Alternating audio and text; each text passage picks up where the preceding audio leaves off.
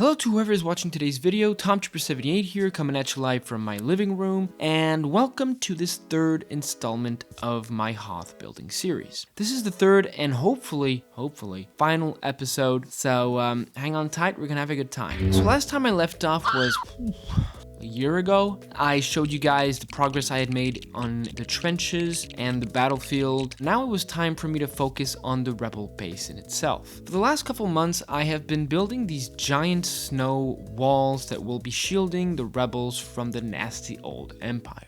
Okay, they're not that big in size, but they're big enough for the invaders to think, we've got a big problem. The snow wall design was tricky at first, considering I hadn't built a rocky wall in years, so I was left hesitating between adding rounded slopes, inverted slopes, or simply using classic slope pieces. What really got me started though was this LEGO Rockwork tutorial by Coconut Studios, and from there I was starting to find my groove.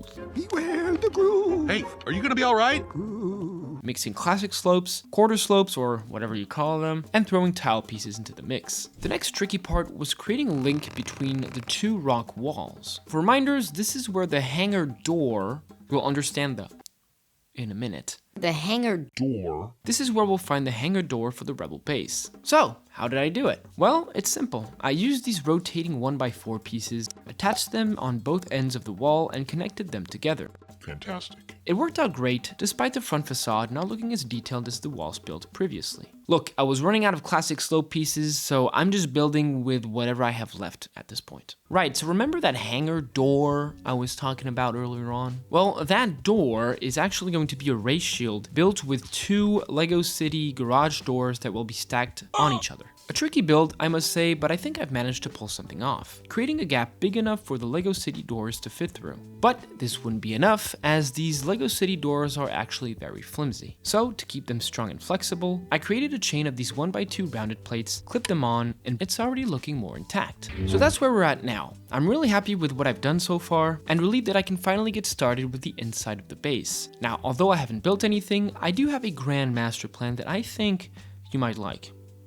Come and check it out. All right, ladies and gents, so before you is an aerial view of the MOC that I've drawn out for you guys, with the right side being the battlefield and the left side being the base. So I've laid it out into different zones. So the first zone being the top right area of the base. This is where the medical facility is going to be. This is where the rebels are going to be able to recover. It's basically a hospital. And then zone number 2, that's going to be the biggest area within the base, being the hangar area. I've drawn a beautiful mock-up of the rebel snowspeeder in red.